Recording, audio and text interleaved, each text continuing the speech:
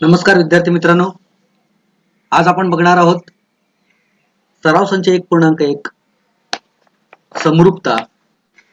तर मागच्या व्हिडिओमध्ये आपण बघितलं की दोन त्रिकोणांच्या क्षेत्रफळांचे गुणोत्तर काढण्यासाठी आपण काय करतो, तर पाया गुणिले संगत उंची भागिले पाया गुणिले संगत उंची म्हणजे दोन त्रिकोणांच्या क्षेत्रफळांचे गुणोत्तर हे त्यांच्या संगत पाया आणि उंची यांच्या गुणाकाराच्या प्रमाणात असते. हे आपण मागच्या व्हिडिओमध्ये बघितलं होतं. आता तीच कॉन्सेप्ट यूज करून आपल्याला फक्त पूर्ण हा जो सराव संच आहे तो सोडवायचा आहे. तर आपण सुरू करूया. आपला पहिला प्रश्न आहे, एका त्रिकोणाचा पाया 9 आणि उंची 5 आहे, दुसऱ्या त्रिकोणाचा पाया 10 आणि उंची 6 आहे, तर त्या त्रिकोणांचे क्षेत्रफळ काढा. तर आपण अतिशय सोप्या पद्धतीने आता सोडवून बघणार आहोत. कशा पद्धतीने सोडवायचं मी तुम्हाला दाखवतो. काय करायचं, तर दोन त्रिकोण, एक त्रिकोण एबीसी, दुसरा त्रिकोण पीक्यूआर आपल्याला मानायचा आहे. तर आपण लिहूया त्रिकोण ए बी सी व त्रिकोण पी क्यू आर हे दोन त्रिकोण आहेत, असं आपण लिहूया. त्रिकोण एबीसी आणि पीक्यूआर हे दोन त्रिकोण आहेत. आता आपण काय करूया, तर त्रिकोण एबीसी मध्ये आपण लिहूया पाया, मानूया पाया बरोबर पहिल्या त्रिकोणाचा पाया म्हणून आपण त्यांना लिहूया B1 आणि त्याची किंमत लिहूया. तर आपल्याला दिलेला पाया किती आहे, 9 आहे, तर 9 लिहूया. नंतर उंची, पहिल्या त्रिकोणाची उंची म्हणून आपण लिहूया H1. तर उंची आपल्याला दिलेली आहे 5 आहे. सेम आपल्याला दुसऱ्या त्रिकोणासाठी लिहायचं आहे.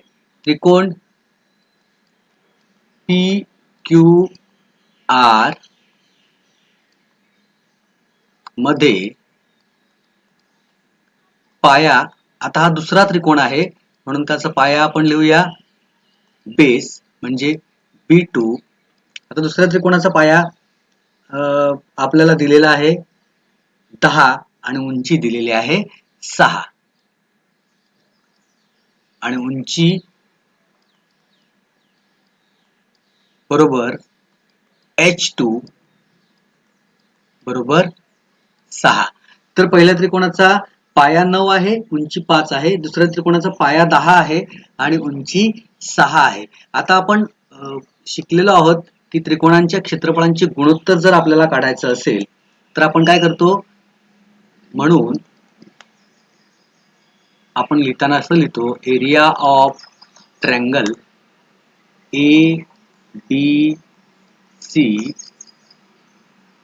त्रिकोण ए बी सी चे क्षेत्रफळ असं आपण वाचतो, छेदात area of triangle P Q R म्हणजे त्रिकोण एबीसी चे क्षेत्रफळ भागिले त्रिकोण पी क्यू आर चे क्षेत्रफळ बरोबर काय लिहितो आपण, पाया गुणिले उंची छेदात पाया गुणिले संगत उंची. म्हणजे आपण लिहिणार आहोत B1 गुणिले H1 भागिले B2 गुणिले H2 बरोबर, सोडवायचं आपल्याला किमती लिहायच्या आहेत. म्हणजे आपण लिहिणार 9 गुणिले 5 छेदात 10 गुणिले 6. कॅन्सलेशन होत असेल तर करायचं आहे. 5 एके 5, 5 दुने 10 आणि 3 दुने 6, 3 त्रिक 9. तर उत्तर आलेलं आहे 3/4. आता आपल्याला गुणोत्तर लिहायचं आहे, म्हणून अंतिम उत्तर लिहिताना आपल्याला लिहायचं आहे त्या त्रिकोणांच्या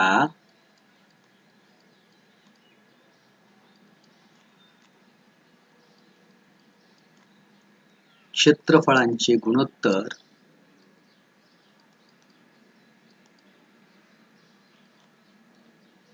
3/4 आहे. अशा पद्धतीने आपल्याला अंतिम उत्तर लिहायचं आहे. 3/4 आहे. तर अतिशय सोपा असा हा पहिला प्रश्न होता. आपण सहज अशा पद्धतीने उत्तर काढू शकतो. आपण जाऊया दुसऱ्या प्रश्नाकडे. प्रश्न क्रमांक 2 आहे, दिलेल्या आकृतीमध्ये BC लंब AB, नीट प्रश्न बघून घ्या. तर BC हा लंब AB आणि AD लंब AB हे आपल्याला दिलेलं आहे. BC बरोबर 4, BC बरोबर 4 आपण लिहून घेऊया. तर BC बरोबर आहे 4 आणि AD बरोबर आहे 8. तर त्रिकोण ABC चे क्षेत्रफळ भागिले त्रिकोण ADB चे क्षेत्रफळ काढा. म्हणजे आपल्याला पुन्हा एकदा गुणोत्तर काढायचं आहे. हा त्रिकोण, वरचा त्रिकोण भागिले खालचा त्रिकोण, म्हणजे हा त्रिकोण भागिले हा त्रिकोण, हे आपल्याला क्षेत्रफळ काढायचं आहे. आता आपण काय करणार, त्रिकोण ABC चे क्षेत्रफळ भागिले त्रिकोण ADB चे क्षेत्रफळ आपण आधी जे शिकलो त्याच पद्धतीने सोडवायचं आहे. लिहायचं आहे एरिया ऑफ ट्रायंगल ABC भागिले एरिया ऑफ ट्रायंगल ADB बरोबर काय करतो आपण, पाया गुणिले उंची छेदात पाया गुणिले उंची, म्हणजे आपण लिहिणार AB गुणिले BC आणि छेदात लिहिणार AB गुणिले AD. आता हे लिहिल्यानंतर आपल्या लक्षात येतं की दोन्ही ठिकाणी पाया काय आहे, समान आहे किंवा कॉमन आहे, तर आपण पाया कॅन्सल करू शकतो. आता फक्त दिलेल्या उरलेल्या ज्या किमती आहेत त्याच्यामध्ये आपल्याला व्हॅल्यू सबस्टिट्यूट करायच्या आहेत. म्हणजे BC ची व्हॅल्यू काय आहे, तर 4 आहे आणि छेदात AD ची किंमत काय आहे, तर 8 आहे. तर आपलं उत्तर येणार आहे 1/2. तर आपल्याला उत्तर कसं लिहायचं, उकल कशी लिहायची आहे, तर उकल लिहायची आहे त्रिकोण एरिया ऑफ ट्रायंगल ABC म्हणजे त्रिकोण ABC चे क्षेत्रफळ भागिले एरिया ऑफ ट्रायंगल ADB म्हणजे त्रिकोण ADB चे क्षेत्रफळ बरोबर 1/2. अशा पद्धतीने आपल्याला उत्तर लिहायचं आहे आणि त्याला तुम्हाला अंडरलाईन करायचं आहे किंवा बॉक्स करायचं आहे. अंतिम उत्तर लिहिताना नेहमी सवय ठेवायची आहे आपल्याला की त्याला अंडरलाईन करायचं आहे किंवा त्याला बॉक्स करायचा आहे. तर हा होता आपला प्रश्न क्रमांक 2. अगदी सहज आपण त्याचं उत्तर काढलेलं आहे. आपण पुढच्या प्रश्नाकडे जाऊया. पुढचा प्रश्न आहे प्रश्न क्रमांक 3. प्रश्न क्रमांक 3 आहे, शेजारील आकृतीत रेख PS लंब रेख RQ. प्रश्न समजून घ्या. PS लंब रेख RQ, PS लंब रेख RQ, रेख QT लंब रेख PR, QT लंब PR आपल्याला दिलेला आहे आणि काही किमती दिलेल्या आहेत. RQ बरोबर 6, RQ बरोबर 6, PS बरोबर 6, PS बरोबर 6, पी आर बरोबर 12, पी आर बरोबर 12, तर क्यूटी काढा. तर क्यूटी ची किंमत आपल्याला काढायची आहे. आता काय करायचं आपल्याला, तर आपल्याला एकच त्रिकोण दिलाय, त्याचे 2 पाया दिलेत आणि 2 उंची दिलेत. तर आपल्याला संगत पाया गुणिले उंची वापरायचं आहे आणि उत्तर काढायचं आहे. तर चला सुरू करूया. लिहूया आपण त्रिकोण PQR मध्ये,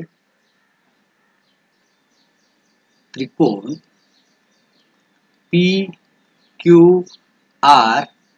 मध्ये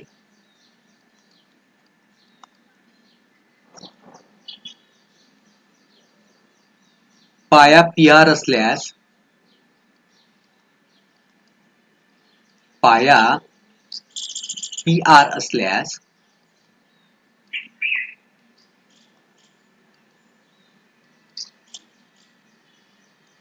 उंची काय आहे, तर उंची QT आहे. QT आहे. मी तुम्हाला ह्या आधीच्या व्हिडिओमध्ये शिकवलं होतं की पाया आणि उंची आपल्याला कशी शोधायची आहे. आता ह्या त्रिकोणामध्ये जर हा पाया असेल PR, तर उंची QT आहे. बरोबर आहे. म्हणून आपल्याला जर ह्याचा एरिया किंवा क्षेत्रफळ काढायचं असेल तर आपण कसं काढू, म्हणून एरिया ऑफ ट्रायंगल PQR म्हणजे त्रिकोण PQR चे क्षेत्रफळ आपण कसं काढू, तर 1/2 गुणिले पाया काय आहे PR आणि उंची काय आहे QT. सो PR गुणिले QT बरोबर 1/2 गुणिले, जर किमती असतील तर आपल्याला लिहून घ्यायचे आहेत, तर 12 गुणिले QT ची किंमत आपल्याला माहिती नाही. आता पुढचं लिहायचं आहे त्रिकोण, तसेच आता आपल्याला ह्याला इक्वेशन नंबर 1 देऊया. तसेच त्रिकोण PQR मध्ये पुन्हा लिहूया आपण, त्रिकोण PQR मध्ये आता पाया PR होता तर उंची QT होती. आता जर पाया RQ असेल, पाया RQ असेल तर उंची काय असेल, पाया RQ असेल तर उंची PS असेल. तर उंची PS आहे. पुन्हा आपल्याला क्षेत्रफळ काढायचं आहे त्रिकोणाचं, वेगळा पाया आणि वेगळी उंची घेऊन. मग आपण काय लिहिणार, म्हणून एरिया ऑफ ट्रायंगल PQR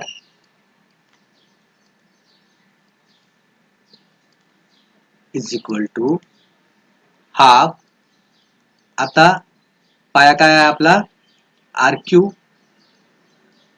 आणि उंची काय आहे PS. तर बरोबर आपण लिहूया हाफ इंटू RQ ची व्हॅल्यू आपल्याकडे आहे 6, PS ची व्हॅल्यू आपल्याकडे आहे 6.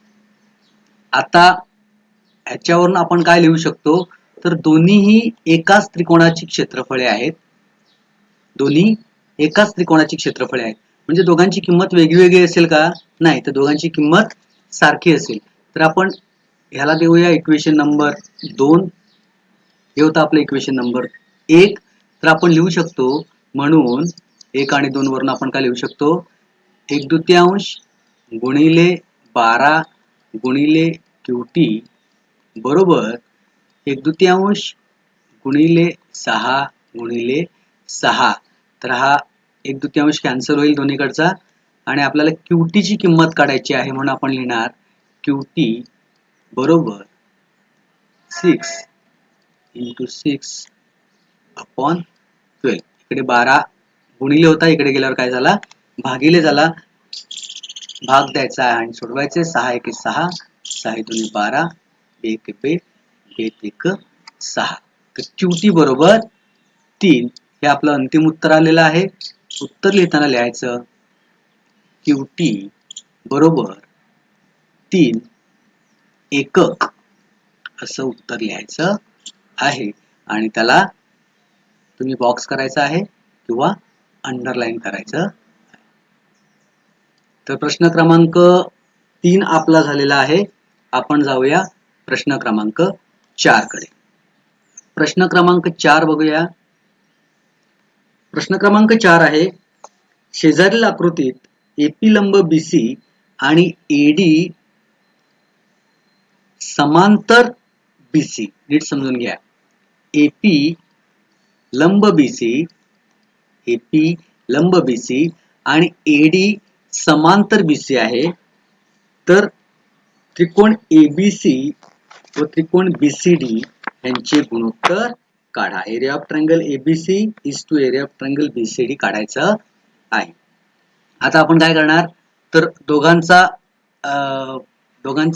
जेव्हा जेव्हा आपण गुणोत्तर लिहितो तेव्हा आपण तीच एकच पद्धत सगळ्या गणितांसाठी आपल्याला वापरायची आहे. त्रिकोण एबीसी चे क्षेत्रफळ भागिले त्रिकोण बीसीडी चे क्षेत्रफळ असं आपल्याला लिहायचं आहे. म्हणून आपण लिहूया, तर area of triangle ABC upon area of triangle BCD. त्रिकोण ABC चे क्षेत्रफळ भागिले त्रिकोण BCD चे क्षेत्रफळ बरोबर पाया गुणिले उंची छेदात पाया गुणिले उंची. आता ABC चे क्षेत्रफळ आहे तर ABC चा पाया आहे BC आणि उंची आहे AP. उंची आहे AP. छेदात लिहायचं आहे BCD चे क्षेत्रफळ. तर इकडे उत्तर येणार आहे पाया BC आणि उंची येणार आहे AP. तुम्ही या डायग्राम कडे नीट बघितलं तुमच्या लक्षात येईल की दोघांचा पण पाया काय आहे, ABC चा पाया पण BC आहे आणि BCD चा पाया पण BC आहे. तर दोघांचा पाया हा आहे. तसंच आपल्याला दिलेला आहे AD लंब BC. तर हे जेव्हा AD समांतर BC, जेव्हा AD समांतर BC दिले म्हणजे ह्यांच्यामधलं जे अंतर आहे ते सर्व ठिकाणी काय असणार आहे, सारखं असणार आहे. हे अंतर सगळीकडे सारखं असणार आहे. म्हणजे दोन्ही त्रिकोणांची जी उंची आहे, आता ही ABC ची उंची काढली आपण. समजा आपल्याला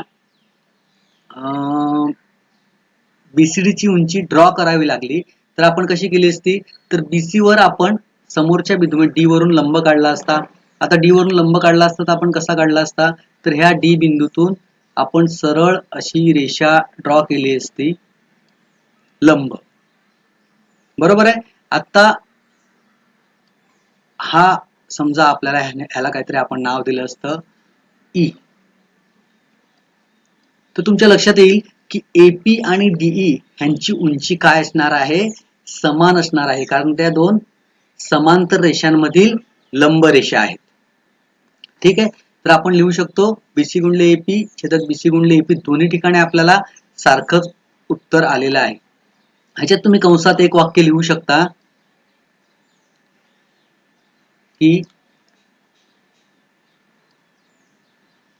समान पाया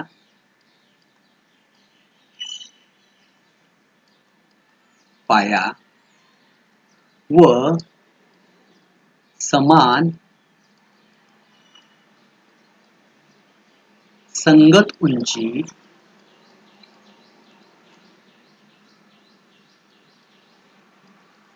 असलेले त्रिकोण, असं तुम्ही लिहू शकता.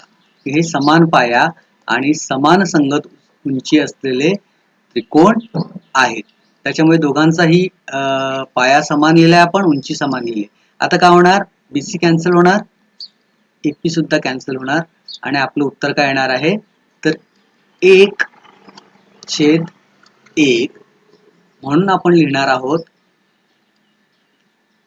की उकल लिहिणार आहोत त्रिकोण ABC चे क्षेत्रफळ भागिले त्रिकोण BCD चे क्षेत्रफळ बरोबर 1/1 किंवा नुसतं 1 सुद्धा आपण लिहू शकतो. अंडरलाईन करायची आहे किंवा बॉक्स करायचा आहे, हे लक्षात ठेवायचं आहे. हे आपलं आलेलं आहे अंतिम उत्तर. जाऊया शेवटच्या प्रश्नाकडे. प्रश्न क्रमांक 5. प्रश्न क्रमांक 5 आहे, त्याच्यामध्ये एकूण 4 उपप्रश्न आहेत आपल्याला. तर प्रश्न क्रमांक 5 सोडवताना फक्त तुम्हाला पाया गुणिले उंची लिहायचं आहे आणि उत्तर काढायचं आहे. बघूया. तर पहिला प्रश्न आहे आपल्याला,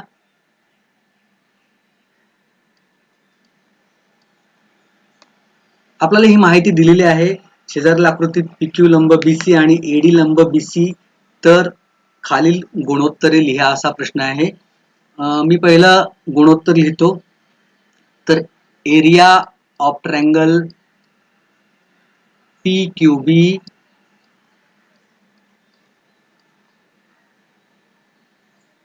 छेदात एरिया ऑफ ट्रायंगल PBC हे आपल्याला लिहायचं आहे. बरोबर. तर आपल्याला PQB जो आहे ट्रायंगल बघायचा आहे. PQB हा ट्रायंगल आहे आणि दुसरा आहे PBC. PBC म्हणजे हा पूर्ण ट्रायंगल आहे. हा आहे PBC, हा आहे PQB. तर पाया गुणिले उंची छेदात पाया गुणिले उंची इतकंच करायचं आहे. म्हणजे आपण काय लिहिणार, PQ मध्ये पाया आहे BQ आणि उंची आहे PQ, छेदात PBC मध्ये पाया आहे BC आणि उंची आहे PQ. तर PQ will get cancelled आणि आपल्याला उत्तर मिळणार आहे BQ छेद BC. अतिशय सहज आपण आन्सर काढत आहोत. तुमच्या लक्षात येईल की खूप सोपे असे हे प्रश्न आहेत. उपप्रश्न क्रमांक 2 बघूया. तर PBC आणि ABC, so area of triangle PBC upon area of triangle ABC हे आपल्याला शोधून काढायचं आहे. तर आपण आकृतीकडे बघूया. पहिला आहे PBC, जो आपण आधी वापरला होता. PBC हा बघा, आणि दुसरा आहे ABC म्हणजे ABC हा पूर्ण मोठा ट्रायंगल. आपण काय करणार आता इकडे, तर PBCचं पाया गुणिले उंची म्हणजे पाया आहे BC, उंची आहे PQ. तर आपण लिहिणार BC गुणिले PQ छेदात ABC चा पाया आहे BC आणि उंची आहे AD. इकडे उंची आहे AD. म्हणजे इकडे दोन्ही ठिकाणी बघितलं तर तुम्हाला पाया समान आहे, पाया कॅन्सल होईल आणि आपला आन्सर येणार आहे PQ छेद AD. PQ छेद AD हे आपलं अंतिम उत्तर येणार आहे. तिसऱ्या प्रश्नाकडे जाऊया. तिसरा उपप्रश्न आहे ABC आणि ADC, area of triangle ABC छेदात एरिया ऑफ ट्रायंगल ADC हे आपल्याला सॉल्व करायचं आहे. आता आपण काय करणार, तर ABC बघणार आणि ADC बघणार. तर हा आहे ABC आणि हा आहे ADC. हा ट्रायंगल आहे. तर आपण आधी ABC यूज केलेला आहे, त्याच्यामुळे आपण पटकन त्याचं लिहू शकतो. पाया गुणिले उंची, तर BC गुणिले AD. ABC चा पाया गुणिले उंची लिहिला आपण, आणि ADC चा काय येणार, तर CD पाया आहे आणि AD उंची आहे. बरोबर आहे. सो दोघांची उंची समान आहे, उंची कॅन्सल होईल आणि आपल्याला मिळणार आहे BC छेद CD. खूप सोपा आहे. उपप्रश्न क्रमांक 4 बघूया. उपप्रश्न क्रमांक 4 आहे ADC आणि PQC. So area of triangle ADC छेदात एरिया ऑफ ट्रायंगल PQC ह्याचं आपल्याला उत्तर काढायचं आहे. आता ADC आणि PQC मध्ये पाया गुणिले उंची म्हणजेच ADC चा पाया आहे CD गुणिले उंची आहे AD छेदात PQC चा पाया आहे QC किंवा CQ गुणिले उंची आहे PQ. आता दोन्ही ठिकाणी पाया वेगवेगळा आहे आणि उंची सुद्धा वेगवेगळी आहे, त्याच्यामुळे कॅन्सलेशन काही सुद्धा होणार नाही आणि हे जे उत्तर आलंय हे आपलं अंतिम उत्तर असणार आहे. तर फक्त लक्षात ठेवायचं हे पूर्ण सराव संच सोडवताना की तुम्हाला प्रत्येक ठिकाणी पाया गुणिले उंची छेदात पाया गुणिले उंची म्हणजे एका त्रिकोणाचा पाया गुणिले संगत उंची छेदात दुसऱ्या त्रिकोणाचा पाया गुणिले संगत उंची अशा पद्धतीने सगळी गणितं सोडवायची आहेत आणि अगदी सहज तुम्हाला सगळ्या गणितांची सोल्युशन मिळणार आहे. तर जास्तीत जास्त शेअर करा, व्हिडिओ आवडल्यास लाईक करा आणि काही अडचण असल्यास कमेंट जरूर करा. भेटूया पुढच्या व्हिडिओमध्ये. तोपर्यंत जय हिंद.